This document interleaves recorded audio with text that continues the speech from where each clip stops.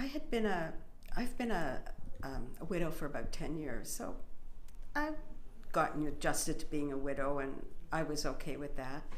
And one day I was walking along the seawall, which I really like to do, and I sat down with a book to read, and this gentleman came up and sat beside me, and he was very charming, and we talked about the book, and he told me that he liked to read as well, and we started up a conversation, and it was really nice. And he said, well, why don't we go for coffee afterwards? And I thought, oh, that's really nice. And we went for coffee, and we sat in the coffee shop and we talked. And it was the beginning of a lot of conversations about books and things around Vancouver and the seawall. And for the first time, I felt very special.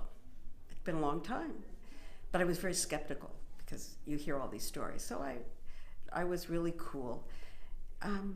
But as we started to meet, we started to feel very comfortable with each other. At least I felt comfortable with him.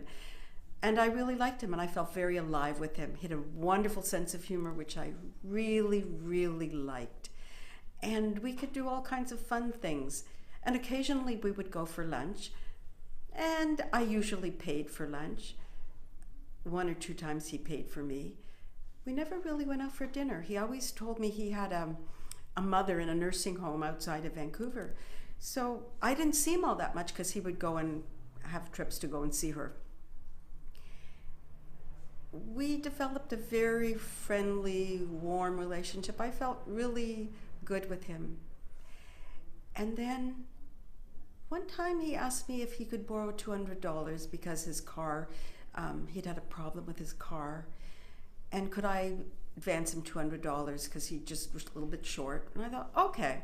And I thought, oh, Anna, maybe you shouldn't, but I was okay, $200 isn't too much. And I gave it to him, and 2 weeks later he paid it back. So a little while later when he said, you know what, I have this great chance for an investment. I'm just short $500. If you give it to me, I'll pay it back with interest. And I thought, well, he's already paid me back, it's okay. And he's such a nice man, and I do like him so much. And that was the last time I saw him. I gave him $500 and he disappeared. I was really hurt. I was so hurt.